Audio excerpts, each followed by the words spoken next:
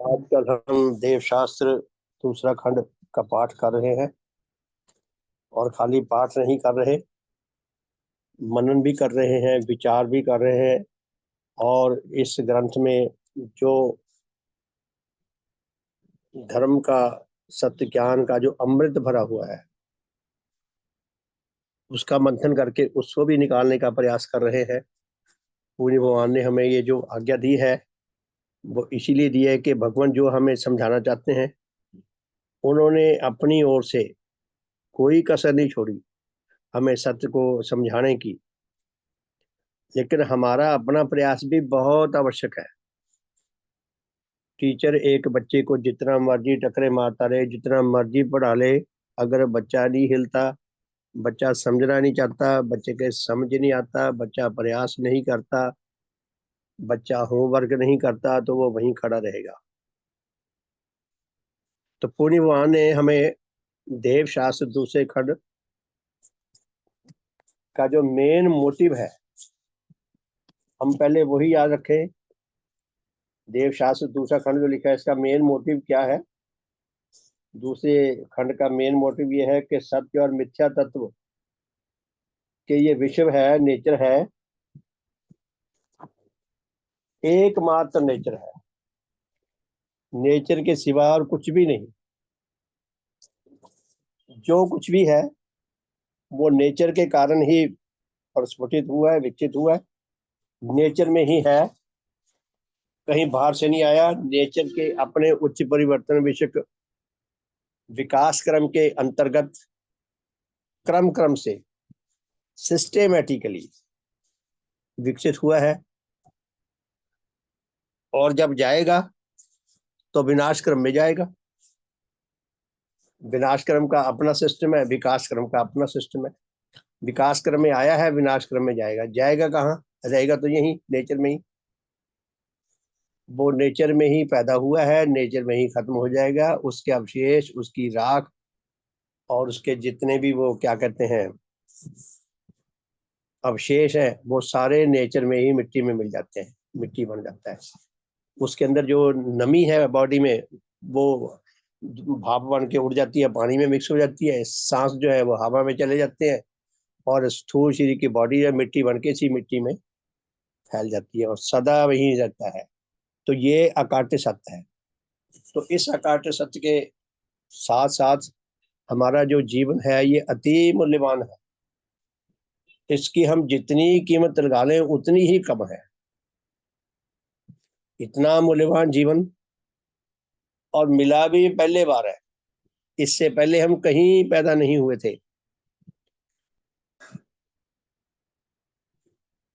और जब चले जाएंगे दोबारा कभी नहीं आ पाएंगे, सदा सदा के लिए खत्म। इतना दुर्लभ जीवन, इतना सुंदर जीवन, इतना भव्य जीवन, और पहली बार मिला है, अंतिम बार मिला है। जितनी हमारी आयु है इस जगत की, स्थूल जगत की, हमारे ऊपर समस्याएं भी बहुत है। बच्चा जब पैदा होता है मांस का लोथड़ा होता है। उस बच्चे ने धीरे धीरे बड़ा भी होना है, शारीरिक स्तर पर जीना भी सीखना है, स्वास्थ्य को भी ठीक रखना है, शरीर को मजबूत भी रखना है, शक्तिशाली भी रखना है। और उसे दुनिया भर के अनेकों काम सीखने पड़ते हैं, शिक्षा भी पानी पड़ेगी। 12-14 साल, 15 साल तो वो पढ़ने में ही लगा देता है। उसके बाद फिर जॉब ढूंढनी पड़ेगी या कोई बिजनेस करना पड़ेगा। फिर विवाह शादी हो जाती है, फिर परिवार बन जाता है, फिर बाल बच्चे बन जाते हैं, और आधी उम्र सो के गुजारता है इंसान। हम आप देखिए कि धर्म पाने के लिए ये कितना जटिल विषय है। धर्म जो है, धर्म पाना, सच्चे अर्थों में धर्मवान बनना हम सब के लिए परम आवश्यक है, बहुत आवश्यक है, अति कल्याणकारी है, अति हितकर है, परम आवश्यक है, बहुत कठिन है। और हमारे पास समय भी नहीं है। आधी उम्र तो हमारी सोने में निकल जाती है। जितने दिन है उतने रात है हमारी उम्र में। जितने साल, अगर कोई इंसान 100 साल जिया तो 50 साल समझो सोया है वो। और फिर वो जो 50 साल जाग गया उसमें उसने इतना काम किया है। बाल बच्चे हो गए, बाल बच्चे बड़े हो गए, फिर उनकी विवाह शादियां करनी है, फिर उनको भी पढ़ाना लिखाना कितना झमेला है। इतने में इंसान वृद्ध हो जाता है, उसकी शक्तियां सारी शिथिल होने लग जाती हैं। वो कब धर्म पाएगा, कब सीखेगा? पुण्य भगवान कहते हैं पहले श्वास से ही सीखना शुरू करो। इतना कठिन काम है ये। अब बच्चा तो बहुत छोटा है, पहले श्वास से कैसे सीखे? भगवान ने कहा है कि बच्चे को जन्म देने से पहले बच्चे के माता पिता का ये बहुत बड़ा कर्तव्य है कि अपने शरीर को स्वस्थ रखें, हेल्दी बने, मजबूत बने, अच्छे विचार रखें, अच्छे भाव रखें। जब विवाह हो तो बच्चे को जन्मजात अच्छे गुण दें, और जब वो इस दुनिया में जन्म ले ले उसको अच्छे संस्कार दें। आप देखिए, जीवन मिल तो गया हमें फ्री में, लेकिन इसको रख रखाव करना, इसको बचा के रखना, इसका विकास करना निहायत कठिन काम है, सबसे मुश्किल काम है। इतना हम इतने दुर्बल, हमारी आत्मिक गठन बहुत अधूरी, कितनी ही आत्मिक बीमारियों से हम बुरी तरह ग्रस्त, नीच सुखों के अनुरागी, नीच घृणा के रागी अनुरागी। हमारे अंदर बुराइयां भरी हुई हैं, हमारे बाहर भी ऐसे लोग हैं हमारे जैसी। तो सब एक दूसरे के साथ सिर्फ फुटबॉल करते रहते हैं सारी उम्र। धर्मवान बनने का कम हम मार्ग पकड़ेंगे? हमारे पास टाइम ही नहीं छोड़ा नेचर ने। इतना प्यारे धर्म संबंधियों, ये कठिन विषय है, पढ़ने में, समझने में भी, और फिर जीने में भी। और ये जीना बहुत जरूरी है, क्यों? हम जीवित रहना चाहते हैं। प्रकृति माता ने इतना हमारे पे मेहरबानी की है कि जन्मजात हमें जो अंतर संवेदना दी है, हमारी जो नेचुरल इंस्टिंक्ट है, जन्मजात जीवनी शक्ति में ये भाव आ जाता है कि मुझे मरना नहीं है, मुझे जीना है। उस शक्ति ने हमें 70 80 साल 100 साल जितनी देर इस जगत में जीते हैं, वो जीना हमें, हम जीते हैं उसके कारण। लेकिन उसके बाद उसका हमने ज्ञान पाना है। पूर्णी भगवान ने बड़ी कृपा की है। हमारा मार्ग बहुत कठिन है, हमारे लिए, अंदर से भी और बाहर से भी। और एक ही चांस है, वो टीवी पे एक बच्चों का संगीत का प्रोग्राम आया करता है, उसमें 3 जज होते हैं, और बच्चे, नए नए बच्चों ये टैलेंट आता है, वो प्रोग्राम अपना रखते हैं। एक एक गाने का उनको मौका मिलता है, और उस गाने का भी एक पद, ज्यादा नहीं। और फिर वो तीनों जज उसका जजमेंट लगा के उसको बताते हैं, बच्चे तू फेल है या पास है। तो एक प्रोग्राम आया था, उसमें जज थे जो विश्व विख्यात कलाकार हैं, गुलाम अली, पाकिस्तान के विश्व बहुत अच्छे कलाकार। भारत की लता मंगेशकर की छोटी बहन आशा भोसले, हम सब जानते हैं आशा भोसले को। तो एक पाकिस्तान की सिंगर थी, रूना लैला, अब भी है। वो थी तो बांग्लादेश की, लेकिन रहती थी पाकिस्तान में। जब बांग्लादेश बना फिर वो बांग्लादेश चली थी। तो तीनों जज ये जजमेंट देते थे। मैं हैरान हो गया उसकी जजमेंट को देखकर। उन्होंने जो कंडीशन रखी थी, शर्त रखी थी उसके, उसमें कौन बच्चा पास होगा कौन फेल होगा, वो उनका कंडीशन थी कि अगर हल्की सी भी गलती करी तो आपके नंबर 0, अगर 100% परफेक्ट गाया तो आपके नंबर 10। बीच का कोई नंबर नहीं था। अगर किसी बच्चे से हल्की सी गलती होगी, चलो उसको 9 नंबर दे दें या 8 नंबर दे दें, ऐसा नहीं था। या तो 0 मिलेगा या 10 मिलेगा, या फुल 100/100 या 0। नेचर ने भी यही किया कि या तो बच्चों अच्छी तरह धर्ममान बन के जियो, नहीं तो हल्की सी गलती भी तुम्हें आत्मिक मृत्यु को ले जाएगी। इतना हमारा कठिन मार्ग है। लेकिन परम पूजनीय भगवान देवात्मा ने बड़ी कृपा की है कि उन्होंने आस नहीं छोड़ी कि भी जिसका जितना भला हो सकता है उतना तो भला हो। तो भगवान ने ये देवशास्त्र दूसरा खंड लिखा। यह है सत्य तथा मिथ्या तत्व, यानी कि नेचर में सत्य ज्ञान क्या है, मिथ्या ज्ञान क्या है। जिसको हम ज्ञान समझते हैं वो मिथ्या, हम मिथ्या को ज्यादा ढूंढते रहते हैं। तो पुण्यवान, क्योंकि उनका क्षेत्र था आत्मा धर्म, इसलिए भगवान ने सारी शिक्षा धर्म के, आत्मा के ज्ञान के दृष्टि से दी है। तो भगवान की शिक्षा को हम आत्मिक दृष्टि से और धर्म की दृष्टि से सत्य ज्ञान और मिथ्या तत्व को समझने की कोशिश करें, तो मिथ्या को छोड़ने में हमें लाभ है और सत्य को अपनाने में लाभ है। तो जैसे हमने ये प्रश्न पढ़े थे, मैं आज फिर आप प्रश्न पढ़ता हूँ। जितने बार हम पढ़ते हैं उतने बार हमारा अनुभव बढ़ता है, हमें नई बात सीखने को मिलती है। तो 15 प्रश्न थे जो आपकी सेवा में रखे थे। फिर आगे चलते हैं। तो पहला प्रश्न था कि ज्ञान क्या है। आप अपने सारे शहर में घूम लें, पूछ लें, लोग इधर उधर बगले झांकते रहते हैं, उनको समझ नहीं आता क्या उत्तर दे। पहले तो प्रश्न ही नहीं समझ आता, अगर प्रश्न समझ आ जाए तो उत्तर नहीं समझ आता, क्योंकि ना तो हम अंदर से बहुत दुर्बल है ज्ञान की दृष्टि से भी। नेचर जो है वो संपूर्ण ज्ञान की अद्वितीय भंडार है, और हम उसकी तुलना में जब पैदा हुए तो बिल्कुल जीरो थे ज्ञान की दृष्टि से, और थोड़ा बहुत हमें समझ आ गई बातें तो उसी से काम चलाए जा रहे हैं। तो ज्ञान क्या है, पहला प्रश्न ये था। दूसरा प्रश्न था कि मिथ्या ज्ञान क्या होता है, कि जो ज्ञान तो नहीं है लेकिन हम उसको ज्ञान मानते रहते हैं और ढूंढते रहते हैं। और तीसरा प्रश्न था कि सत्य ज्ञान क्या है। चौथा प्रश्न था कि विश्वास क्या है। पांचवा प्रश्न था कि मिथ्या विश्वास क्या है।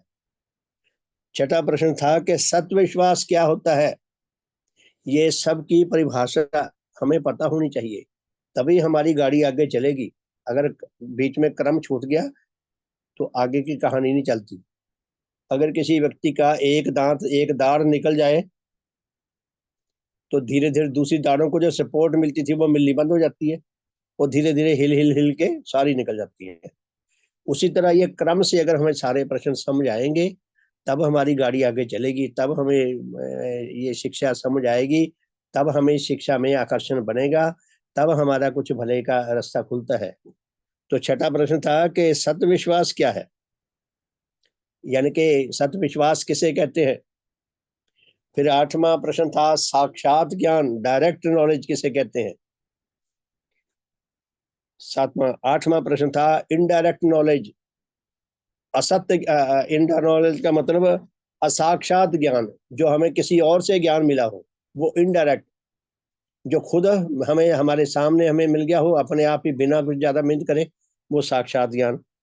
नौवां प्रश्न था कि किन किन विषयों के बारे में, किन किन अस्तित्वों के बारे में हमें सत्य ज्ञान मिल सकता है। नेचर में कुछ कार्य संभव रखे हैं, कुछ कार्य असंभव रखे हैं। जो कार्य असंभव है वो कभी संभव नहीं हो सकते। ये भी हमारे लिए भेद है, ये जानना जरूरी है भी कार्य संभव है या नहीं। तो नौवां प्रश्न किन किन विषयों के या किन किन अस्तित्वों के बारे में हमें सत्य ज्ञान मिल सकता है। 10वां प्रश्न कौन कौन सी ज्ञानदायिनी शक्तियों के द्वारा हमें ज्ञान मिल सकता है। ये हम पीछे पढ़ आए हैं, आपने भी अब तो कई बार पढ़ लिया, कई बार हमने ये शब्द रिपीट कर लिए ताकि हमें अच्छी तरह समझ आ जाए। तो कौन कौन सी बोधदायिनी शक्तियां हैं जिनके द्वारा हमें बोध हो सकता है। फिर उसके बाद 13वां प्रश्न है परीक्षा विषय का अनुराग। परीक्षा विषय का अनुराग होना चाहिए। जब तक हमारे अंदर अनुराग ना हो, किसी चीज की सच्चाई को जानने के लिए गहरी आकांक्षा ना हो, जिसने जो बता दिया हमने वही ठीक समझ लिया, तब तक हम खतरे में ही है। किसी ने दया करके हमें सच बता दिया, हमें हमें अच्छी चीज दे दी, सस्ती भी दे दी। जैसे बाजार में जाओ, बाजार में दुकानदार जो है वो सबसे घटिया चीज रखेगा आपके सामने। कपड़ा लेने जाते हो उससे, हाँ जी क्या लेने आए हो, आप बताते हो कि मेरी ये डिमांड है, मुझे इस प्रकार का कपड़ा चाहिए, इस काम के लिए चाहिए। तो दुकानदार आपको सबसे पहले रद्दी कपड़ा देगा, वो आपके सामने रखेगा, जो बिकता ना हो, जो सबसे सस्ता हो और ज्यादा से ज्यादा कीमत लगाएगा। यानी कि तीनों तरफ से आपको ठगने की कोशिश करेगा। आपको नहीं और अच्छा दिखाओ, और अच्छा दिखाओ। देखते देखते अगर आप कंफ्यूज हो गए, आप कहो जी दुकानदार को, जी आप बड़े समझदार हैं, आपका ये काम है, आपका ज्यादा ज्ञान है, आप ही मुझे बता दो मेरे लिए क्या कौन सा कपड़ा अच्छा है। तो अधिकतर दुकानदार ठगने की कोशिश करेंगे, आपको ऐसी चीज देंगे जिसमें उसकी इनकम ज्यादा हो। तो भगवान हमें क्या बनाना चाहते हैं, विवेकवान बनाना चाहते हैं, कि कोई हमें बुद्धू बना के ठग ना ले। धर्म के नाम पे, सद ज्ञान के नाम पे भी करोड़ों लोगों के साथ ठगी हो रही है। कितने ही मत और मजहब हैं दुनिया में, और करोड़ों अरबों उनके अनुयायी हैं, और सब इस मिथ्या भ्रम में जी रहे हैं कि हम सच बहुत धर्मवान है।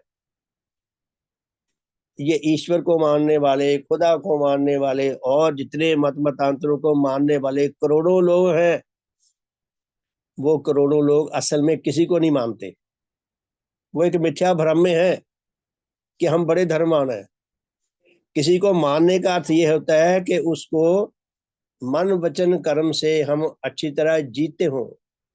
मन का मतलब मनन करके हम बुद्धि से उस ज्ञान को अच्छी तरह समझते हो कि सत्य ज्ञान है, मिथ्या ज्ञान है, हितकर है, हानिकारक है, अच्छी तरह समझते हो पहले तो। दूसरा, फिर हम दिल से उसको पसंद करते हो, आत्मसात करके उसके अनुसार जीवन जीते हो, तब हम मानते हुए कहे जा सकते हैं। करोड़ों लोग अपने अपने मतों के, अपने अपने मजहबों के जो प्रवर्तक हैं, जो उनके संस्थापक हैं, वो कहते हैं हम उसको मानते हैं, कोई कहता है मैं उसको मानता हूँ। असल में वो मानते मानते किसी को नहीं है। वो एक मिथ्या भ्रम में है, उनको पता भी नहीं इस बात का कि हम किसी को नहीं मानते। जो सच्चा सत्य धर्म को मानता है, उसका जीवन शैली उसकी और तरह की होगी। तो नहीं तो करोड़ों लोग मिथ्या भ्रम में रहते हैं बस। तो भगवान क्या फरमाते हैं कि परीक्षा विधि के अनुरागी बनो। ऐसा नहीं है कि हर बात में हम परीक्षा ही करते रहे, यानी कि हम कम से कम हमारा अंतर विवेक इतना अच्छा होना चाहिए, इतना सूझबूझ होना चाहिए, हमारे अंदर इतना विवेक होना चाहिए कि कोई हमें मूर्ख बना के ठग ना दे। तो उसके लिए परीक्षा विधि का हमें अनुरागी होना चाहिए। भगवान अनुरागी थे, उन्होंने परीक्षा विधि के द्वारा सब चीज को जांच पड़ताल करके सत्य ज्ञान खोजा, और फिर परीक्षा विधि के द्वारा उसकी आगे 4 स्टेप्स है परीक्षा विधि के। अभी तो अनुरागी होने की जरूरत है, फिर किसी बात सच की, किसी विषय की सच्चाई को जानने के 4 स्टेप्स हैं जो आगे पढ़ेंगे। पीछे भी हालांकि हमने पढ़े हैं, लेकिन 4 स्टेप्स दिए हैं कि वो चारों स्टेप्स में जो ज्ञान सही उतरता है वो सच्चा होता है। फिर ये भी नहीं पता जो सच्चा तो है ज्ञान, हमारे लिए ग्रहणीय है या नहीं। हमें शराब का ज्ञान होगा कि शराब ऐसे बनती है, शराब से ये हानि होती है, ये लाभ होता है, हमें पता भी लग गया। लेकिन वो सत्य ज्ञान लाभ करके हमने शराबी थोड़ी बनना है कि जी हमारे पास ज्ञान हो गया अब हम शराब पीने लग रहे।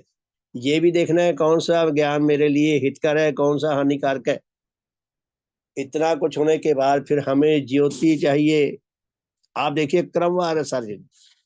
तो 4 प्रकार की ज्योतियां हैं, 4 प्रकार के विषय हैं दुनिया के सारे, और प्रत्येक ज्योति का एक अपना एक पर्टिकुलर विषय है, एक विशेष विषय है।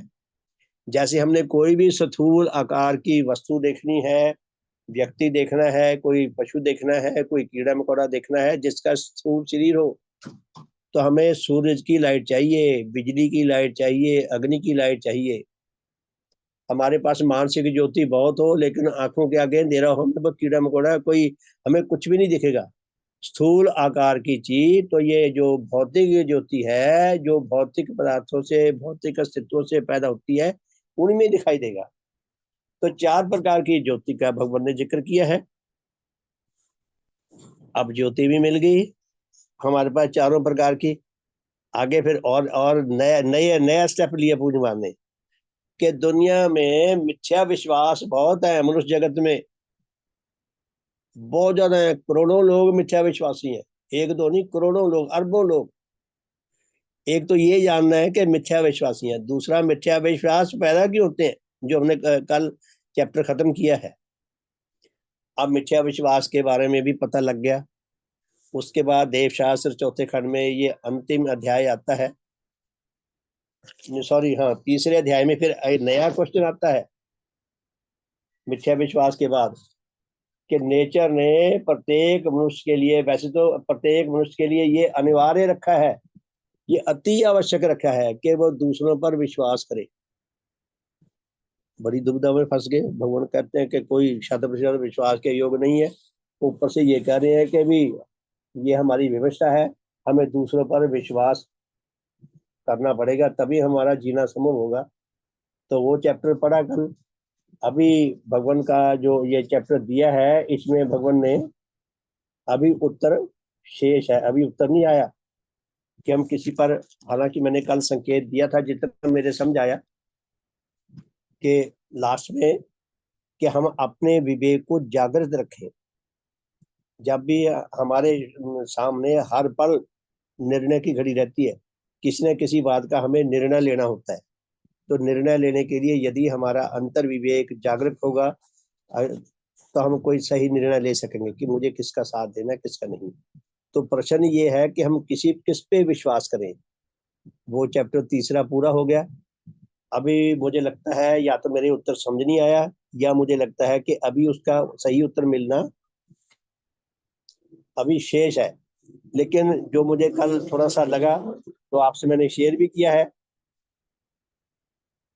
कि हमें अपने विवेक को जागृत रखना पड़ेगा, ताकि हम जब भी किसी पे विश्वास करें, ऐसा नहीं है कि हर रोज अपने बेटे पे हम विश्वास ना करें, हर रोज अपनी पत्नी पे हम शक करते रहें।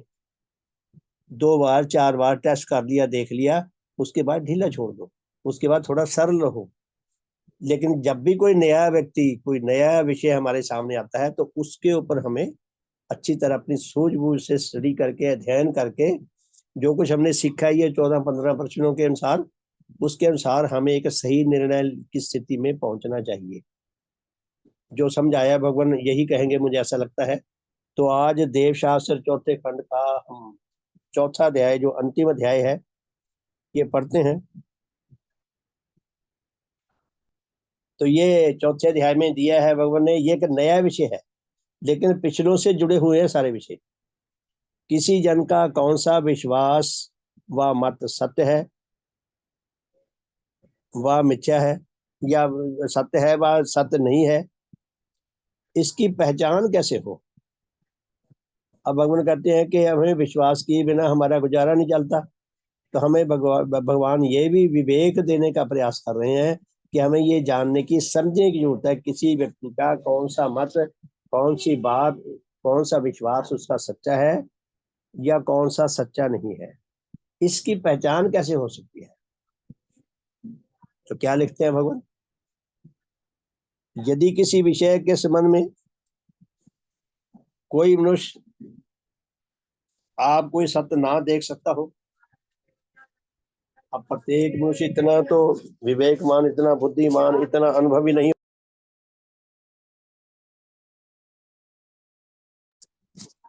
प्रत्येक मनुष्य इतना विवेकवान, इतना बुद्धिमान तो नहीं होता, और हर विषय में एक्सपर्ट नहीं होता। किसी विषय में बहुत एक्सपर्ट होता है, किसी विषय में ऐसे होते हैं। हमें सर्व विषयों का संपूर्ण ज्ञान नहीं हो सकता। तो भगवान क्या पूछते हैं, क्या कहते हैं, प्रश्न क्या है कि यदि किसी विषय के संबंध में कोई मनुष्य आप कोई सत्य ज्ञान ना देख सकता हो या ना जान सकता हो, उसका समझ ना आता हो, और उसके जानने व मानने के लिए उसे किसी और की शिक्षा व उसके वचन व उसके कथन पर विश्वास करना आवश्यक हो, और दूसरे के ऊपर विश्वास करना भी हमारे लिए जरूरी हो, तो क्या ऐसी दशा में उसके लिए नेचर ने कोई ऐसी विधि रखी है कि जिसके द्वारा वह जान सके कि उसे अमुक जन ने अमुक विषय में जो जो शिक्षा दी है, वह जो जो कुछ बताया व सिखाया है, और जिसको वह सत्य मानकर विश्वास करता है, वह वास्तव में ठीक है वह ठीक नहीं है। हमें सत्य ज्ञान नहीं है, किसी और के पास हम जाते हैं, वो जो जो हमें बताता है, तो उसके बारे में हमें ये जानने समझने की जरूरत है कि उसकी ये बात सचमुच में ठीक है, गलत है, कैसी है, अथवा सत्य नहीं है व मिथ्या है। तो उत्तर क्या है कि हाँ, ऐसी विधि अवश्य है। नेचर में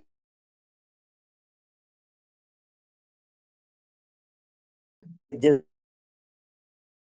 एक व दूसरे प्रकार के ये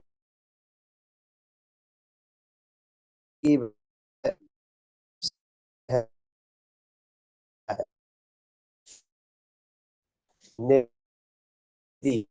विधि को जन के धीरे प्रश्न है कि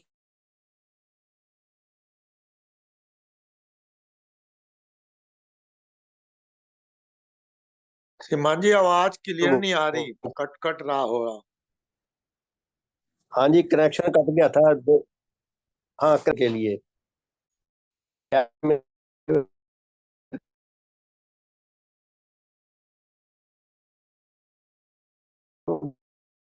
कई बार एक नहीं काम करेगा जी। आवाज आ रही है श्रीमान जी? हाँ अब आई जी। ठीक है जी, बहुत बहुत धन्यवाद। तो दूसरा ये प्रश्न है कि वह विधि क्या है जिसके द्वारा हमें किसी सत्य विश्वास व मिथ्या विश्वास की जांच पड़ताल करके हम किसी सही निर्णय पर पहुंचने के योग्य हो सकें। तो भगवान फरमाते हैं कि किसी की किसी विषय में कौन सी बात सत्य है वह सत्य नहीं है, इसके परखने के लिए, इसकी जांच पड़ताल के लिए नेचर मूलक 4 कसौटियां हैं। और वह यह है, नेचर ने 4 कसौटियां, 4 स्टेप्स दिए हैं किसी भी हम जान सकते हैं, समझ सकते हैं। तो पहली कसौटी क्या है? जबकि नेचर ही एकमात्र सत्य है, पहले तो हमें यह समझना नितांत आवश्यक है, फिर इस पे विश्वास करना बहुत जरूरी है कि केवल एक नेचर है और कोई नहीं, कुछ नहीं, नेचर के सिवा और कुछ नहीं। हम जो भी हैं चारों जगतों के, बेजान जगत के, वनस्पति जगत के, पशु जगत के, मनुष्य जगत के, जितने भी जीव हैं, छोटे से छोटे और बड़े से बड़े, जितनी भी शक्तियां हैं, जानदार और बेजान, सब शक्तियां नेचर का पार्ट है। यदि नेचर है तो हम पैदा हुए नेचर में, नेचर हमारे से नहीं पैदा हुई, हम नेचर से पैदा हुए हैं। तो नेचर एक है, ये हमें धीरे धीरे विश्वास आता है यदि हम किसी विषय के साथ जुड़े रहते हैं, अध्ययन करते रहते हैं, अपने आप को खुद बताते हैं, औरों को बताते हैं, फिर हमारे अंदर नए नए, हमारे अंदर जस्टिफिकेशन पैदा होती हैं, नए नए प्रश्न पैदा होते हैं। उससे धीरे धीरे हमारे अंदर ये सत्य विश्वास जागृत होने लगता है कि एकमात्र नेचर है। और जबकि जड़ और शक्ति विशेष जितने और जिस जिस प्रकार के अजीवित व जीवित अस्तित्व हैं, वह सब के सब नेचर के ही अंतर्गत और उसी के अंश हैं। वैज्ञानिकों ने ये कितनी मूल्यवान खोज करके फरमाया है कि नेचर में कुल मिला के केवल 2 वस्तुएं हैं, 2 चीजें हैं, तीसरी चीज नहीं है नेचर में। एक का नाम है जड़ पदार्थ, मटेरियल, और एक का नाम है शक्ति, ऊर्जा।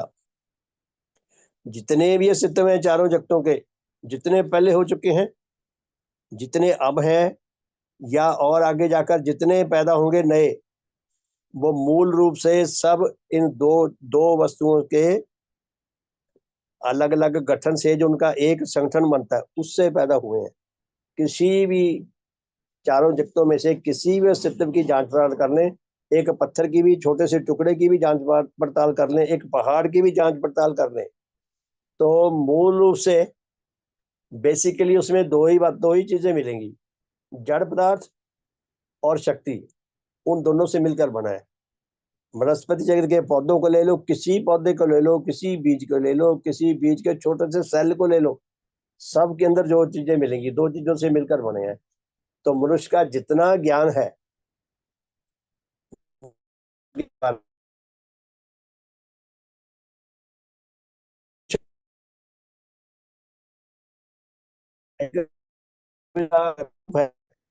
जैसे क्या कहते हैं, द्रव्यता ले लें, पानी ले लें, जो हम पानी पीते हैं समुद्रों में, जो है, जो हमारे घरों में आता है, ये पानी हाइड्रोजन और ऑक्सीजन के मेल से बना है। हमारे पास कितने प्रकार का तेल है, डीजल है, पेट्रोल है और शहद है, ये लस्सी है, दूध है, जितना कुछ भी है, इसके अंदर जो द्रव्यता है वो इसी पानी की है। पानी के विविध रूप है उनके अंदर, उनके अंदर और चीजें मिला के कोई लस्सी लगती है, कोई शहद लगता है, कोई तेल लगता है, लेकिन मूल रूप से जड़ पदार्थ और शक्ति है उसमें। इसी तरह वनस्पति जगत में, इसी तरह पशु जगत में, इसी तरह मनुष्य जगत में आज तक जितने भी अस्तित्व हैं, जितने भी होंगे, उनका जितना भी वैज्ञानिक आधार पर विश्लेषण करके देखेंगे, जितने मर्जी उनके ऊपर प्रयोग करके देख लें, ऑपरेशन करके देख लें कि ये किस किस चीज से मिलकर बना है। बेसिकली दो ही चीजें हैं जिनकी अलग अलग श्रेणी है, अलग अलग उसके अंदर उन पदार्थों का रूप है। जैसे हम घर बनाते हैं, घर में सोना लोहा भी लगता है, ईंट पत्थर भी लगता है, बजरी भी लगती है, रेत भी लगता है, ईंटें भी लगती हैं। बेसिकली ये सब जड़ पदार्थों से बनी है। तो भगवान क्या फरमाते हैं, ये वैज्ञानिकों की बात कर रहे हैं भगवान, कि वैज्ञानिक खोजी क्या बताती हैं कि जबकि जड़ और शक्ति विशेष जितने और जिस जिस प्रकार के अजीवित और जीवित अस्तित्व हैं, वह सब के सब नेचर के ही अंतर्गत हैं, नेचर में ही पैदा हुए हैं, नेचर के कारण ही पैदा हुए हैं। हम ये अपने दिल को तसल्ली करने के लिए मान सकते हैं कि यदि नेचर पैदा ना होती, नेचर ना होती, तो हम भी पैदा नहीं हो सकते थे। नेचर में ही है, नेचर से ही पैदा हुए हैं, नेचर में कहीं बाहर से नहीं आए, यहीं से हुए हैं और इसी में खो जाएंगे, और इसी के अंश है और किसी के अंश नहीं। और नेचर की जो व्यवस्था है, जो नेचर की व्यवस्था है, उसी के अंतर्गत हम पैदा हुए हैं, उसी के अंतर्गत हम मिट जाएंगे। तो नेचर के अंश है और नेचर के अटल नियमों के अनुसार, नेचर के अटल नियमों के अधीन है और नेचर के अटल नियमों के अनुसार ही हम सुरक्षित रहते हैं, हम विनष्ट हो जाते हैं। अगर विकासकारी नियम हम पर लागू लागू होते हैं तो हम सुरक्षित रहते हैं, विनाशकारी नियम हम पर लागू होते हैं तो हम विनष्ट हो जाते हैं। और जितने भी जीवित व अजीवित अस्तित्व हैं, ऐसा उनमें से कोई अस्तित्व नहीं जो नेचर से बाहर से आया हो या नेचर के बाहर रहता हो। हम यहाँ से इंडिया से अमेरिका चले जाएं, इंग्लैंड चले जाएं, अपने देश से बाहर तो चले गए, नेचर से बाहर नहीं जा सकते। नेचर से बाहर इम्पॉसिबल है। नेचर से बाहर से ना वहां पे रह सकता है, ना जिंदा रह सकता है, ना वहां से आया है, ना वहां जाएगा। ये यहीं पैदा हुए, यहीं रहेंगे, नेचर से ही है, नेचर के नियमों के अनुसार ही है। ये सत्य, इस विश्वास को हमें धीरे धीरे समझ आता है जब हम रोज काम करते हैं, रोज ऐसे ज्ञान को पढ़ते हैं, अपने आप को बताते हैं, औरों को बताते हैं। धीरे धीरे हमारे अपने अंदर नए नए हमें प्रमाण मिलते हैं, हमें नई नई बातें समझ आती हैं। इसलिए किसी मनुष्य का किसी प्रकार के ऐसे अजीवित व जीवित अस्तित्व पर विश्वास करना कि जो नेचर से बाहर हो, सिवाय मिथ्या के और कुछ नहीं। भगवान ने कितनी शानदार बात करी। आपको कोई बाजार में व्यक्ति मिलता है, वो आपसे हाथ मिलाता है, हेलो, वो कहता है जी मैं नेचर से बाहर से आया हूँ, मुझे मुझे इतना समय हो गया आए हुए। जब उसकी जांच पड़ताल करेंगे, नेचर से बाहर से तो नहीं आया है, तो गप है। अगर मिलेगा तो उसमें यही चीज मिलेगी, जड़ और शक्ति। तो कोई नेचर से बाहर से ना तो आया है, ना आ सकता है, ना मनुष्य के ज्ञान और बोध के अनुसार ऐसा कोई प्रमाण है, ना कोई सिद्ध कर सका अभी तक कि कोई नेचर से बाहर जा सकता है या वहां से आ सकता है। और जबकि उपरोक्त प्रकार का कोई अस्तित्व नेचर से बाहर हो ही नहीं सकता, तब किसी भी सत्य के आकांक्षी को उस पर विश्वास करना उचित नहीं। मैंने कथाओं में खुद सुना है कि ईश्वर नेचर के बाहर रहता है। मैंने खुद सुनी है ये बातें। ईश्वर नेचर के बाहर रहता है, वहां से वो चला रहा है सिस्टम को। आप देखिए ज्योतिष विद्या है, कई लोग मिले हैं, मुझे ज्योतिष पर लेश मात्र विश्वास नहीं। इसलिए नहीं कि मैं जिद्दी हूँ, अड़ियल हूँ। जो भगवान की शिक्षा के अनुसार, जो भगवान ने नेचर और नेचर की कार्यविधि, नेचर की जो कार्यशैली है, उसका हमें ज्ञान दिया है। ये ज्ञान सारा वैज्ञानिकों का दिया हुआ है, भगवान ने जाना और हमें बताया है। उस ज्ञान के अनुसार कोई ऐसा व्यक्ति नहीं हो सकता जिसको भविष्य का ज्ञान मिल जाए, उसको कोई और बता दे उसके कान में, ये भी नहीं हो सकता। अनुमान तो लगा सकते हैं कि किसी व्यक्ति को हम देख के, उसके व्यवहार को देखकर कि 10 साल बाद इसके परिणाम क्या निकलेगा, लेकिन हमारा अनुमान ही होगा, हो सकता निकले, हो सकता ना निकले।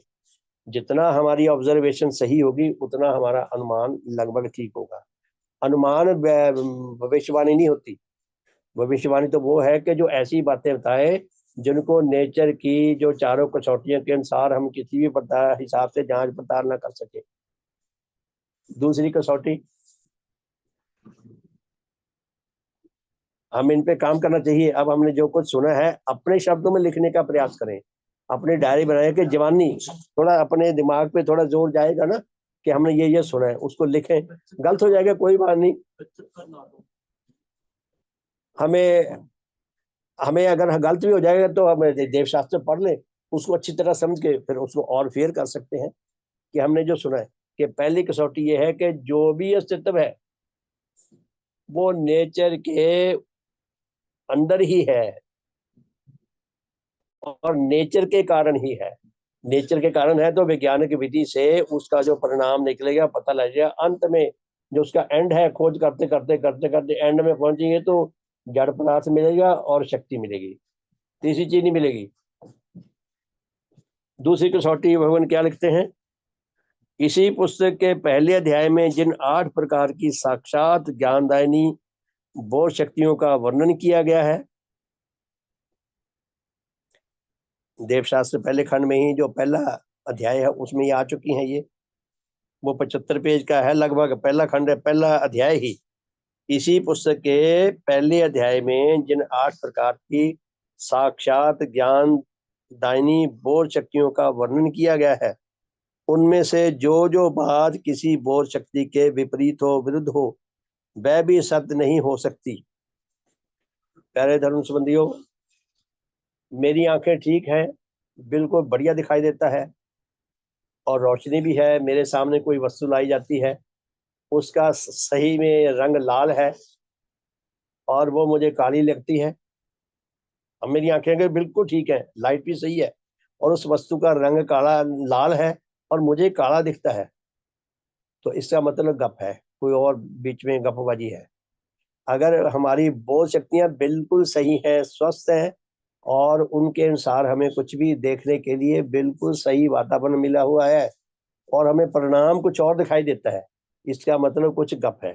तो भगवान क्या कहते हैं, दोबारा सुनिए कि भगवान कहते हैं कि जो साक्षात ज्ञानदानी और बोधदानी शक्तियों का वर्णन किया गया है, उनमें से जो बात किसी शक्ति के विरुद्ध हो वह भी सत्य नहीं हो सकती। मेरी बहुत शक्ति रहती है, बचपन से खाते आ रहे, मीठा जो है, चीनी जो मीठी होती है, और किसी ने मुझे चीनी दी है, मुझे कड़वी जहर जैसी लग रही है। अगर मेरे अंदर कोई रोग है तो अलग बात है, अगर मैं बिल्कुल हेल्दी हूँ, ठीक हूँ, मेरी बहुत शक्तियाँ ठीक है, तो चीनी मुझे नमकीन लगती है या कड़वी लगती है, इसका मतलब कोई बीच में चक्कर है, कोई खोट है। तो भगवान कहते हैं सत्य ज्ञान जो है वो हमारी बोध शक्ति को संतुष्ट करेगा, गारंटी से बोध शक्ति संतुष्ट होगी। इसलिए उस पर भी किसी सत्य के आकांक्षी को तब तक विश्वास नहीं करना चाहिए जब तक वो उसकी बोध शक्ति के अनुकूल ना दिखाई। आप देखिए ड्राइवरों के जो लाइसेंस दिए जाते हैं, पुलिस लाइसेंस देती है, तो उनका ड्राइविंग करा के देखती है और सड़कों के नियम भी पूछती है चलने के। फिर उनका जो है आंखों का टेस्ट किया जाता है, रंगों का टेस्ट किया जाता है कि कलर ब्लाइंडनेस तो नहीं है इनमें। ड्राइवर के लिए आंखें बिल्कुल सही होनी चाहिए, उसको जैसा रंग नेचुरल रंग है वैसा ही दिखे। वो सड़क पे गाड़ी चलाता जा रहा है, चाहे दिन में हो चाहे रात में हो, वो गाड़ी चलाता जा रहा है, आगे से लाइट जो है वो हो रही है लाल और उसको लग रही है पीली। लाल और पीली का आपस में काफी निकटता का रंग है, तो वो लाल को पीली समझ के गाड़ी आगे निकाल लेता तो किसी न किसी में टकरा जाएगा। तो सरकार उसको लाइसेंस नहीं देती, कहता भी ये कलर ब्लाइंडनेस है, पहले अपना इलाज कराओ और फिर हम टेस्ट करेंगे आपका। अगर हमें लगेगा कि इसके अंदर कलर ब्लाइंडनेस नहीं है तब सोचेंगे आपको लाइसेंस देना है या नहीं। तो धर्म की दृष्टि से भी हमारी अंतर आंखें, हमारी अंदर की आंखें अर्थात हमारी विवेक शक्तियां सही होंगी, हेल्दी होंगी, स्वस्थ होंगी, अनुभवी होंगी, तो वो हमें सही अनुभव देंगी, सही ज्ञान देंगी। तो पुण्य भगवान क्या फरमाते हैं कि हमें जो बात हमारी बोध शक्तियों के अनुसार सही ज्ञान ना देती हो, वो भी विश्वास के योग्य नहीं है। तीसरी कसौटी, जो बात किसी ठीक तर्क के विधि के विरुद्ध हो। अब तर्क विधि की बैकग्राउंड क्या है? तर्क विधि किसे कहते हैं? तर्क कहाँ चल सकता है? सरकार ने मुझे सर्टिफिकेट दे दिया बनाकर, बड़ी बड़ी 6-7 बड़े बड़े अफसरों की मोहरें लगा के, वो शेर वाली गोल गोल और बड़ा सुनहरे शब्दों में सर्टिफिकेट बना के दे दिया कि ये व्यक्ति बहुत अच्छा है, ये बड़ा दयालु है, ये सबकी बहुत सहायता करता है, इसको कोई हानि ना पहुंचाए और इसकी सहायता करता रहे। मैं चला जाता हूँ जंगल में, आगे मुझे मिल जाता है शेर, मैं सर्टिफिकेट उसके आगे कर देता हूँ, देख भाई मैं तो बहुत अच्छा हूँ। तो शेर मुझे छोड़ देगा, वो फाड़ के खा जाएगा, उसका सर्टिफिकेट ही चाहिए, उसे बंदा दिखता है, उसने बंदा खाना है।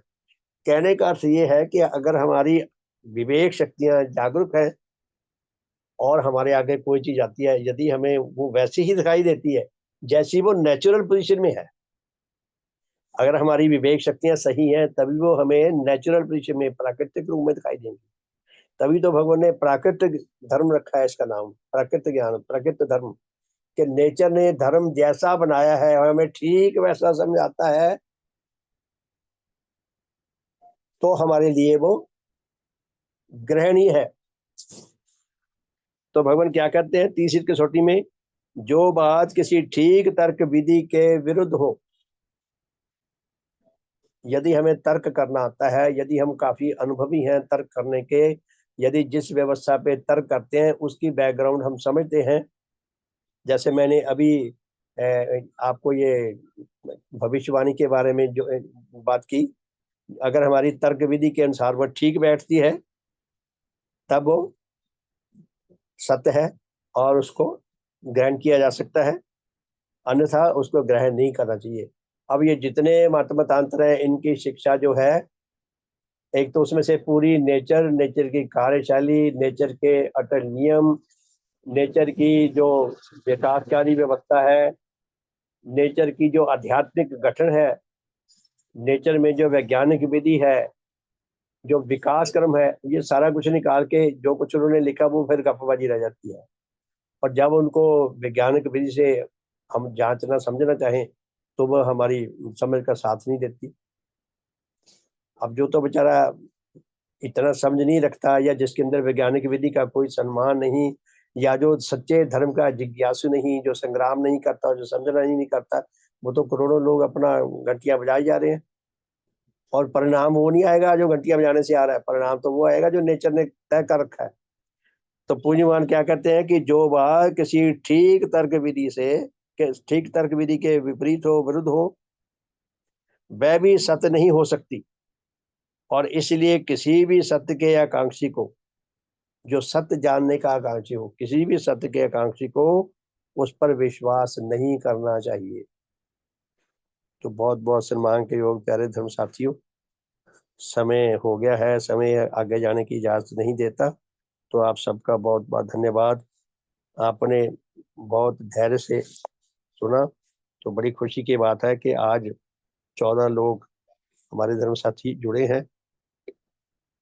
काश ये संख्या और अधिक बढ़ सके और अधिक से अधिक लोगों में ये गहरी आकांक्षा पैदा हो सके कि हम धर्म का सत्य ज्ञान जान सकें और अपना सच्चा आत्म कल्याण लाभ करने के अधिकारी बन सकें। मैं बन सकूं, आप सब बन सकें, हम सबका शुभ हो, सबका भला हो। तो जय ध्वनि करके आज के साधन को विराम देंगे और फिर रात को मिलेंगे 8:40 पे। भगवान देवात्मा की जय, भगवान देवात्मा की जय, भगवान देवात्मा की जय, भगवान देवात्मा की जय। सबका शुभ हो, सबका हित हो, सबका मंगल हो, सबका कल्याण हो। सबका बहुत बहुत धन्यवाद। हमारे शुभ परिवार का शुभ हो, हम सब में उच्च मेल आए, उच्च एकता आए, भगवान के लिए हमारे हृदय में अनुराग जागृत हो, विकसित हो, स्थायी हो सके, ऐसी शुभकामना के साथ आज के साधन को विराम देते हैं। फिर रात को मिलेंगे 8:40 पे। बहुत बहुत धन्यवाद। शुभ संध्या। बहुत बहुत धन्यवाद जी।